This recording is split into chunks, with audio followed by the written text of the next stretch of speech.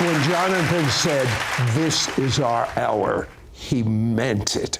Yeah. This is America, the beautiful, greatest hour. Do you know why? Because in deep darkness, the prophet Isaiah said, in Isaiah 60, in deep darkness, the glory or the manifest presence or the goodness of God will fill the whole earth. And that's where we are right now. Wouldn't you agree? This is deep darkness. Yeah, deep darkness. And here's where we are.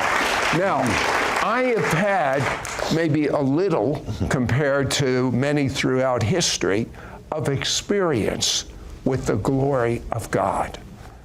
It started when, as a 30-year-old Jewish man, that the only thing I would not believe in is Jesus, with having an encounter with him.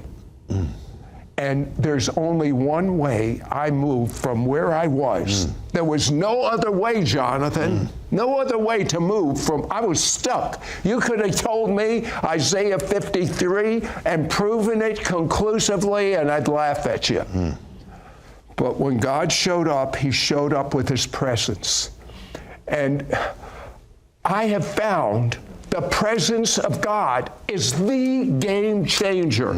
It's not a game changer, it is the game changer.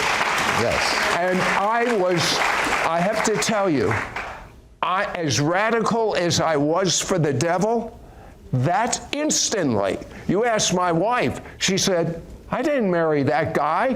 The one thing I knew is I didn't want to marry a minister. What happened to Sid? She'll tell you that. But immediately, I was telling everyone everywhere, before I read the New Testament, I was a guest on a woman's television show that many of you have heard of, Catherine Coleman.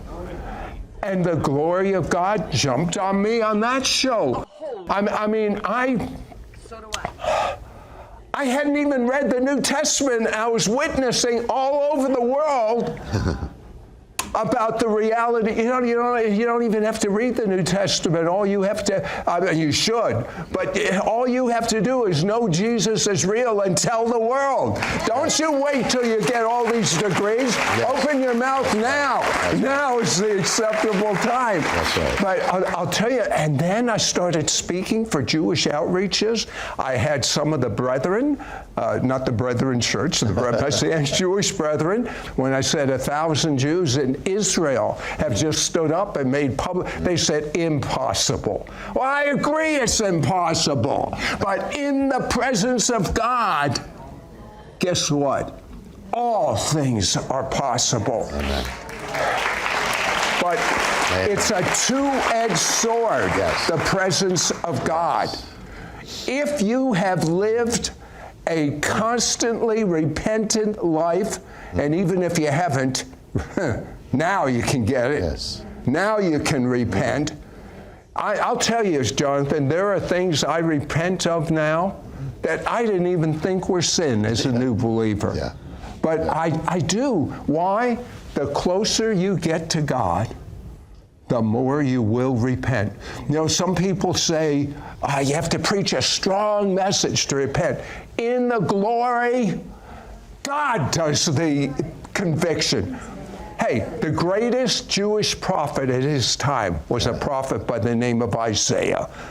He went to the throne room, came into the presence of God. This is what the most holy man, not my rabbi who thought he was one of the 10 most holy men in the world, but a traditional rabbi, but this particular rabbi, Isaiah, this is what he said, the holiest man in Israel at that moment. I'm an unclean man, the holiest prophet of Israel.